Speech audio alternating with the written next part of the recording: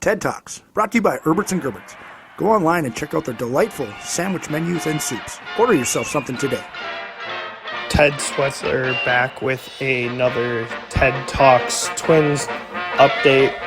You can find me at TL Shores on Twitter or at Ted Schwerzler on Twins Daily. It was kind of an up and down week for the Twins. They took 2 of 3 against the Padres. They took 2 of 3 against the Cubs.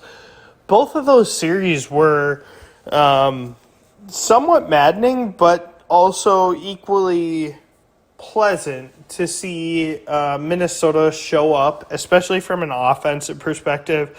Against the Padres, a 4-3 win, a 5-3 win. Nothing about the offense necessarily broke out in either of those series. However, against the Cubs, after dropping their first game 2-6, they showed up with 27 runs over the final 2 games, which was absolutely massive.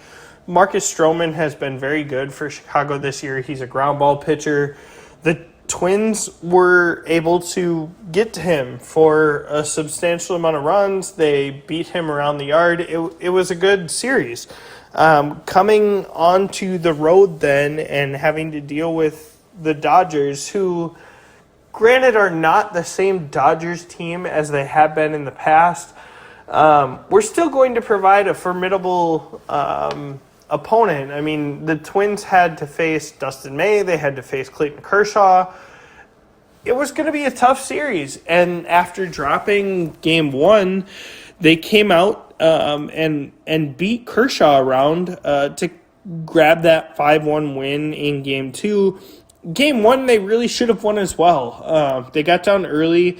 It wasn't a great game by any means, especially having Pablo Lopez on the mound. The hope would have been that Minnesota could have put a better step forward. Instead, they had to battle from behind, and they did. After giving up 3 first-inning runs and then another 2 in the third, they battled back and they forced extras. They did that after having Shane Livingstone give up a terrible double to David Peralta. Alex Kirilloff got called out on a bad set of strikes from Phil Cuzzi behind the plate. It was just a horribly umpired game. They ended up dropping that one in extras, and they rebounded the next day. That's what you'd like to see from an overall standpoint. In the rubber match on Wednesday, Sonny Gray really struggled to be efficient. He's done that now for 2 straight outings. Yes, his ERA is still leading the majors, but it's not a situation where you just feel comfortable with him going out there and shoving. He has not found the strike zone. He has not been able to put guys away. It just hasn't been a great situation. And then obviously on Wednesday, Emilio Pagan comes in, can't shut things down after Jose De Leon exits and gives up the grand slam that eventually sinks the Twins. It is great to see Alex Kirilloff back in the Twins lineup. He has been nothing short of amazing since returning from St. Paul. He tore it up in AAA.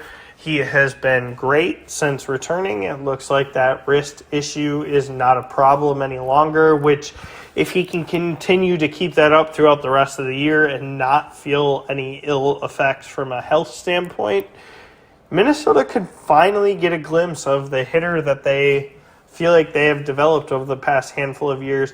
A couple days ago, Royce Lewis did return to the AA lineup and then the AAA lineup. Him being back in the fold would also be a big lineup boost.